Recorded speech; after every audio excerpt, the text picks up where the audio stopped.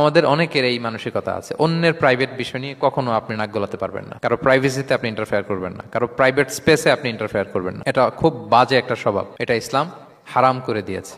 আমাদের অনেকের মধ্যে আছে খুঁটে খুঁটে, ভাই এটা কি ওইটা কি করছেন, সরকারি চাকরি না প্রাইভেট চাকরি, বেতন কত, বয়স কত, ওইটা কত ওইটা কত, হাবি যাবি, এটা তার ইটস নট হিজ বিজনেস। তারপর মানুষ খুঁচিয়ে খুঁচিয়ে নিঃসন্তান দম্পতি আমি দেখেছি, তাদেরকে পেলে অনেকে, ভাই কি সমস্যা, কয় বছর হইল, বাচ্চা নিচ্ছেন না কেন, কবে হবে, কার সমস্যা, আপনার সমস্যা না ভাবির সমস্যা, বেটা তোর কি সমস্যা ওইটা বল।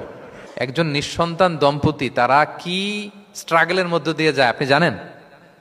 এটা তার জন্য পরীক্ষা। ওই পরীক্ষার মধ্যে আপনি খুঁচিয়ে খুঁচিয়ে, মানে সে kind of he is a gynaecologist, treatment দিচ্ছে, ভাই কি হয়েছে এইটা ওইটা, তাদেরকে বিব্রতকর একটা পরিস্থিতিতে ফেলা, এম্বারাসিং একটা সিচুয়েশনে ফেলা, এটা হারাম।